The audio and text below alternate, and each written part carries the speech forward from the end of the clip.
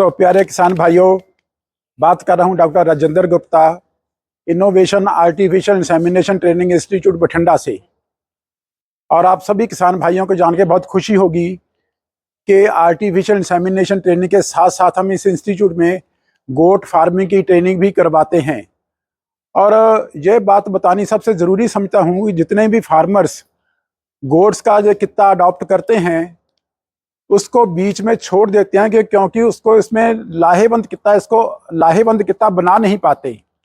और इस केस को, इस गोट फार्मिंग को लाहेवंद कित्ता बनाने के लिए हमको कुछ खास चीज़ों का खास ख्याल करना पड़ता है जो हमारे फार्मर्स के लिए अति ज़रूरी है।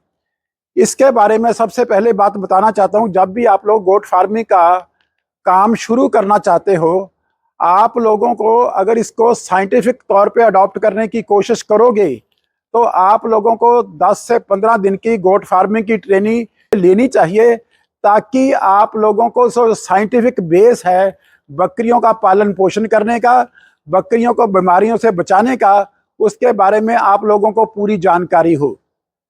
लेकिन जो सबसे पहले फंडा आता है आप लोगों की जानकारी के लिए, आप लोगों को कौन सी ब्रीड के लिए गोट फार्मिंग अडॉप्ट करनी है, कौन से ब्रीड की सिलेक्शन करनी है। जब भी आप लोग ब्रीड्स की सिलेक्शन करते हो तो उसमें कम से कम 3-4 बातों का हम लोगों को ख्याल करना पड़ता है।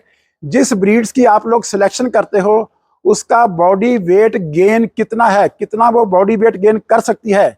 जितना उस नस्ल का बॉडी वेट गेन ज़्यादा होगा उतना ही लाहेवंद वो नस्ल आप लोगों के लिए होगी। और दूसरी बात आती है उसके दूध की प्रोडक्शन की। जितना उस बकरी के नस्ल का दूध का प्रोडक्शन ज़्यादा होगा उतनी ही वो लाहेवंद, उतनी ही वो आप लोगों के लिए ज़्यादा लाभदायक होगी। लेकिन तीसरी सबसे मेन बात उसकी प्रोलिफिकेशन है, वो कितने बच्चों को जन्म देती है। अगर उस बकरी की ब्रीड के जो 2 या 3 बच्चों को एट ए टाइम जन्म देती है और साल में 2 लैक्टेशन दे देती है तो ऐसी बकरी के ब्रीड को हम सबसे अच्छी नस्ल गिना जाता है। इसलिए बकरी की ब्रीड का सिलेक्शन करने के वक्त या अपनी गोट फार्मिंग अडॉप्ट करने के वक्त जिस ब्रीड का सिलेक्शन करना उसमें कम से कम ये तीनों क्वालिटी चाहिए, तब आप लोग इसमें ज़्यादा तौर पे ज़्यादा सक्सेसफुल हो पाओगे। उसके बाद जब आप लोग बकरी पालन का कित्ता शुरू करते हो तो आपके घर बच्चे पैदा होते हैं, किड्स आते हैं, बकरियों के बछड़े आते हैं। उस बकरियों के बछड़ों का पालन पोषण आप लोगों को कैसे करना है, पहले दिन से लेके जब तक बकरी के बच्चे हीट में आना शुरू नहीं करते तब तक हम लोगों को इसका मैनेजमेंट बहुत अच्छे तरीके से करना पड़ता है, जिसमें आप लोगों को इसकी जो फीडिंग शेड्यूल है, आप लोगों को कैसे इसका बैलेंस संतुलित खुराक देनी है ताकि इनका बॉडी वेट लगातार बनता रहे। हम ये मान के चलते हैं कि दिन ब दिन जैसे जैसे बछड़े की उम्र बढ़ती है, इस किड्स की उम्र बनती है, रेगुलर तौर पे उसका जो बॉडी वेट भी बढ़ना चाहिए। और तीसरी बात जो सबसे इम्पोर्टेंट बात है, इनका वैक्सीनेशन शेड्यूल।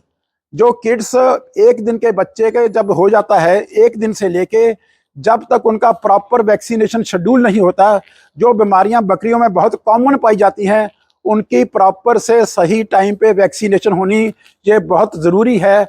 अदरवाइज़ हम लोगों के जो बकरियों के बच्चे हैं काफ़ी हद तक मर जाते हैं, जिसमें फार्मर को बहुत नुकसान झेलना पड़ता है।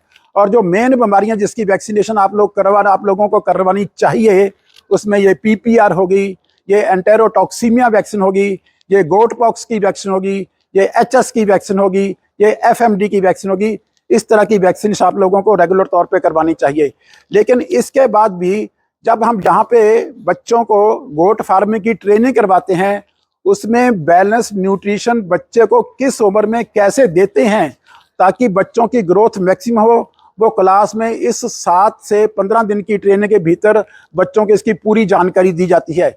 इसके साथ साथ हम इस नस्ल को सुधार करने के लिए, बकरियों की नस्ल में सुधार करने के लिए आर्टिफिशियल इंसेमिनेशन का प्रोग्राम भी इस इंस्टीट्यूट में सिखाया जाता है, जो कि आप लोग देख रहे हो। हम आपको दिखा रहे हैं कि इनमें बकरियों की आर्टिफिशियल इंसेमिनेशन कैसे की जाती है।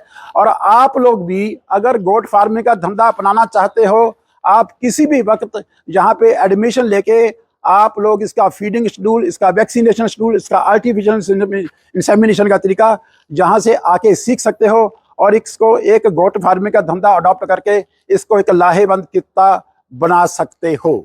थैंक यू बेटी।